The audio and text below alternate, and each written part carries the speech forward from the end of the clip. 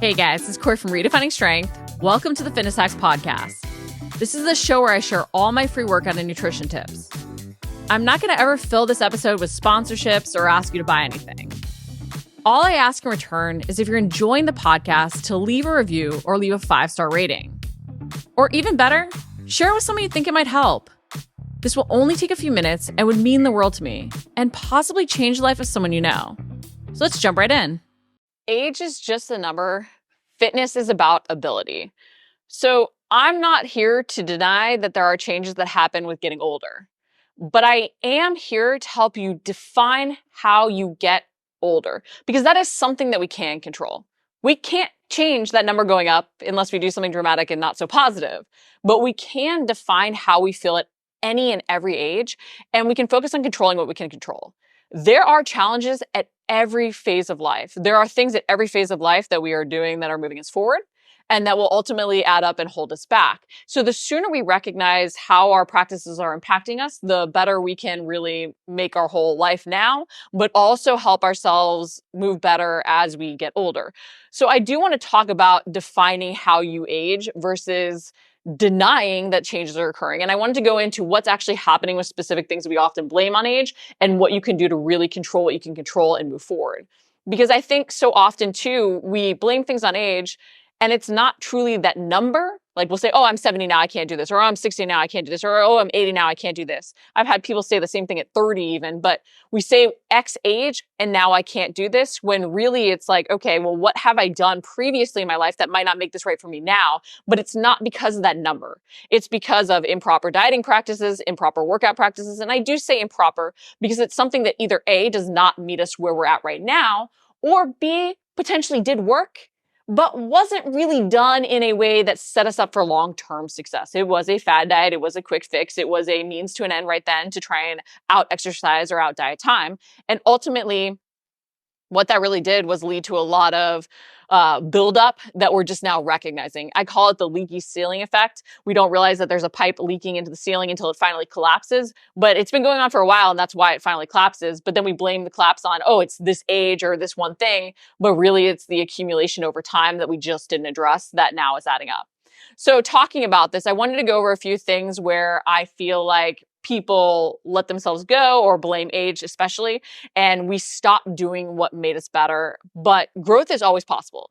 And I bring this up too because sure, what you had in your 20s might not look the same as what you have in your 70s. Things do change. At the same time, you can be 70 and fabulous just like you were 20 and fabulous. We can always move forward from where we're at. There can always be growth. And the second we don't keep striving for growth, is the second that we start to lose all the progress we've had and we go backwards and we see all the negative things that we don't want, whether it's, more aches and pains, not being as functionally fit, not looking the way we want.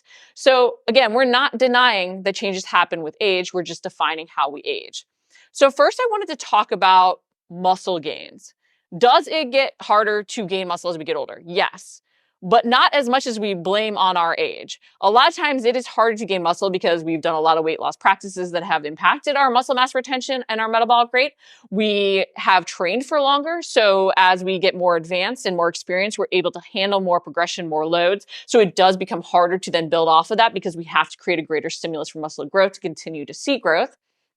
Also, because a lot of times we've done more dieting down than really trying to build, we have a lot of cardio practices, a lot of dietary practices that work for fat loss, but are the opposite of what we need to do to gain muscle. And so what happens is we're stuck in these practices and we don't then evolve because what worked to reach one goal is not what's going to work to reach the next. So as we get older, again, going back to we're not denying aging, we are less able to build muscle as efficiently because we aren't as able to use protein as efficiently to build muscle. We potentially have trained for longer, so we have to create a greater stimulus for muscle growth. Our recovery potentially is a little bit slower.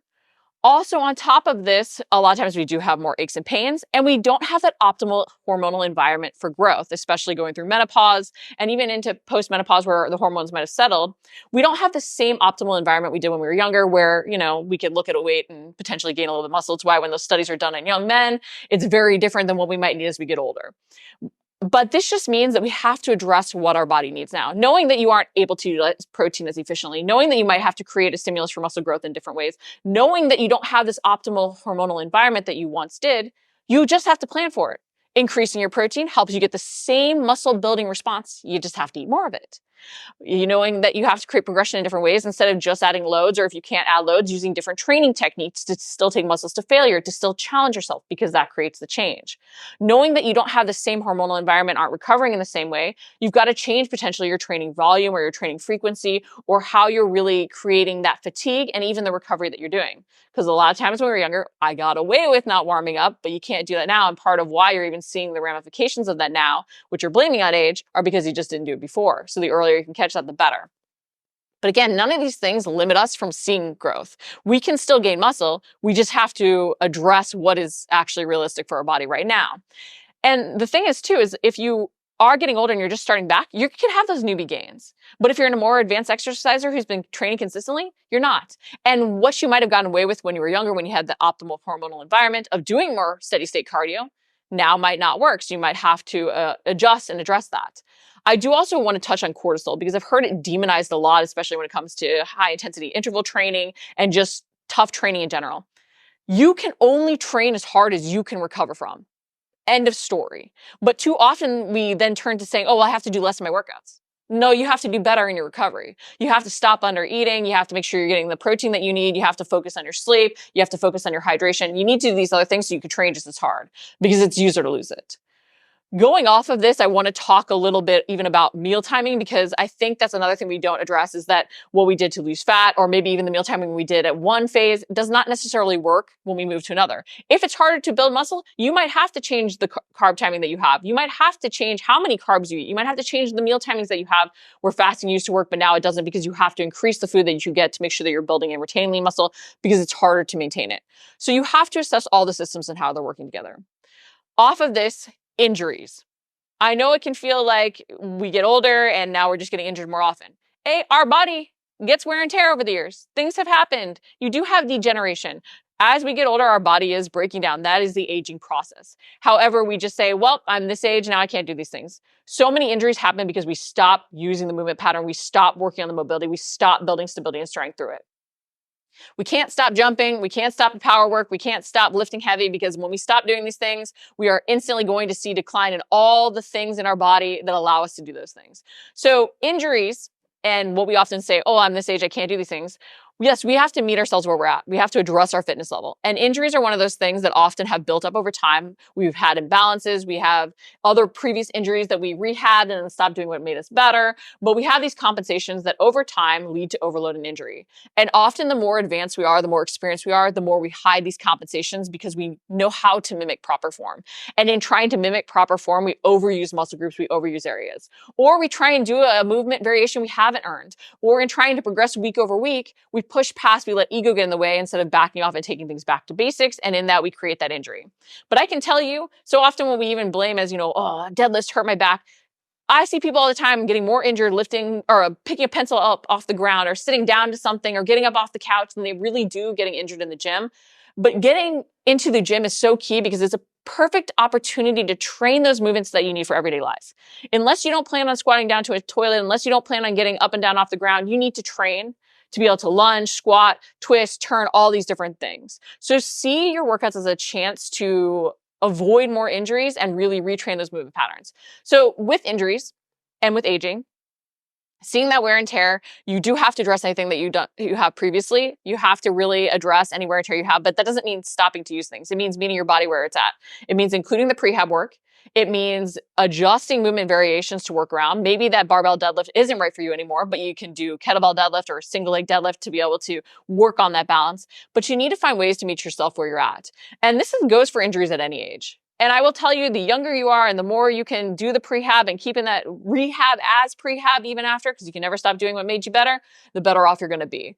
But injuries occur because of accumulation and overload, not just because of age. Yes, again, not denying aging. There is wear and tear. There is slower recovery, but there's so much we can do in terms of the prehab work, in terms of using our strength moves to strengthen through the full range of motion. Instead of going heavier and doing a half squat, go a little bit lighter, sit your butt down to even a lower box than you usually go to help with that security, maybe in that range of motion, but try and increase that range of motion to strengthen through it.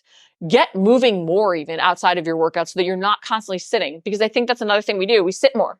we just become more inactive and we sit in these postures for, hours on end, and then we don't move. And then we wonder why our body doesn't move in specific ways. Well, we've spent all this time hunched over. So then we go into a workout, we get injured doing an overhead press where we're requiring our body to do thoracic extension. But we don't have that. So addressing our daily postures and how those have added up over the years is so important. And then regress, and even pay attention to your nutrition. What is your nutrition looking like in terms of your recovery? Are you getting enough protein to help yourself repair and rebuild? Are you even increasing potentially your collagen intake to help with those connective tissues staying strong? Focus on what you can control to make yourself move and feel better. Focus on even the omega-3s to help reduce inflammation. But know that injuries are an accumulation of things over the years. And yes, wear and tear happens, but so often what we blame on age is just improper workout practices, training practices adding up, and we can do so much about them to move better. And if we don't do anything, we're going to lose even more movement, and we're going to potentially hold ourselves back from being functionally fit till our final day on this planet. Now, going into metabolism.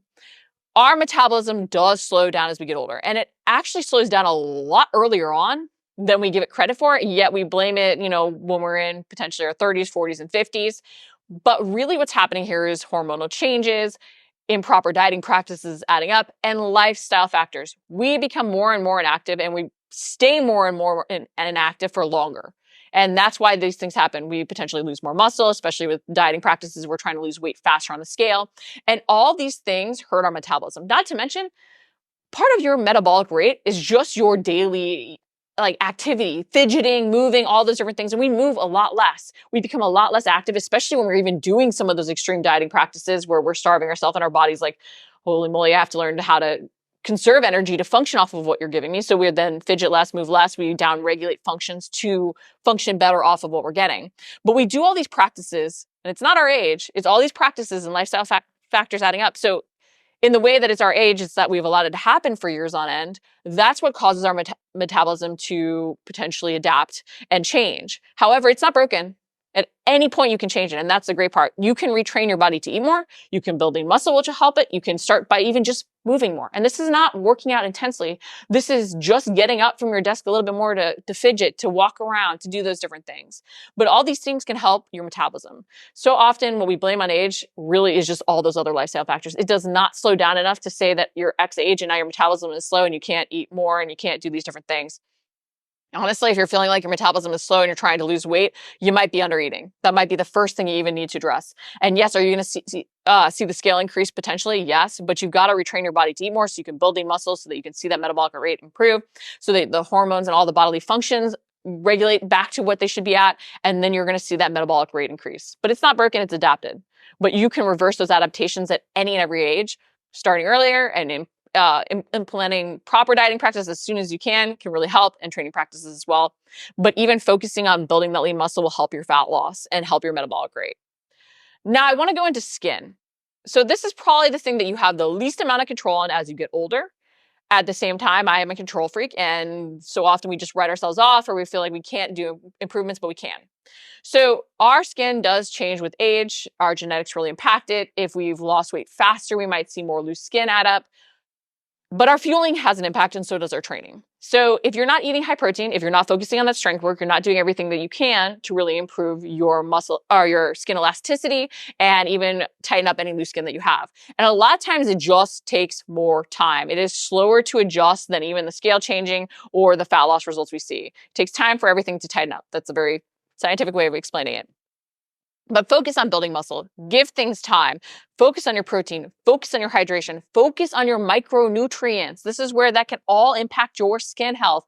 And this is even a time where, despite not being deficient in anything, despite you being very conscious of your quality fueling, sometimes we have nutritional gaps, and they can actually increase as we get older because we aren't able to utilize things as efficiently. And also our appetite does downregulate as we get older. So we have to be conscious of that and realize that even though we feel full, we might not be fueling enough or eating enough to help our metabolic rate, to building muscle, or even to get our skin and our body all the things that it needs. And this is where supplements can come into play, and things like collagen have been shown to be potentially more beneficial as we get older. But you want to pay attention to controlling what you can control. And this is where you do want to track and dive into those micros a little bit more, get into more of the nitty-gritty details. But so often we just say, oh, I'm getting older, my skin isn't going to be as healthy, it isn't going to bounce back the way it did. And no, it's not. We're not denying aging, but we're defining how we age, and this is why we're going to control what we can't control with those things. The last thing I wanted to touch on, and it goes back to muscle building, but it's workouts in general and the feeling of I can't train as hard or I need to take it easier or I shouldn't lift as heavy. We do recover at a different pace. The hormone environment is not as optimal to be able to push as hard sometimes. And what our fitness level is now, how active we have been, all impact what we can do in our workouts. But you can always meet yourself at where you're at to move forward. So if you've been out with injury, if you've had to go back to basics, if you had to take out the intensity, you can still build back. And doing that power work, doing that explosive work, all those things are so important because they improve our mind-body connection. And it's not one size fits all. Not every move in every form is going to be right for every person, but you want to think about how you can build back as closely to everything as possible because that means you're controlling the movement pattern. The more powerful you are, the more you're able to jump and explode, the more your landing mechanics are correct, and the better your mind-body connection. So no, you might not add in a ton of high impact because of joint issues, but the more you can build back that explosive power and that ability to control and decelerate movement, the better off you're going to be. Because if you want to go out and hike, if you want to go out and do things in everyday life, you're going to have other forces acting on you. And the last thing you want to do is have something sort of shove you and not be able to decelerate from the impact or control the impact. And that's where we end up getting injured and falling and fracturing things. So you want to think, how can I train hard in my workouts? I mentioned the fear of cortisol levels rising, but we need that challenge, that stress in our workouts. We cannot demonize that stress in our workouts. No, we don't want to just do hours and hours of high intensity interval training. It's why the techniques have to be utilized strategically. We want to design for the time we have. We want to design with our goal in mind. We don't want to just do more, but we need to focus on our recovery. We need to think, use it or lose it. There are no bad moves. What moves can I control? What moves can I earn? What moves match my needs and goals based on even my mobility restrictions and compensations right now? We need to think, what techniques match what I need right now? But we can't demonize hard. We can't demonize challenge. We need those things. We then just need to focus on how we can recover better to be able to train harder. So in summary, as you get older, things are going to change. But by just saying, I'm too old, what are you really doing? You're just writing yourself off. The second you say, I'm too old, you are too old for it because you're not allowing yourself growth. You're not allowing yourself opportunity to improve. Because the thing is like, if you're not doing something to move forward, you're going backwards. And what do you really want out of life? I always want to strive to improve, to see what else is possible for myself, because I know in that growth, I'm going to feel and move the best that I can. No, it might not look like exactly what I envisioned, but it's going to be better than the alternative. And I think that's something key that we focus on.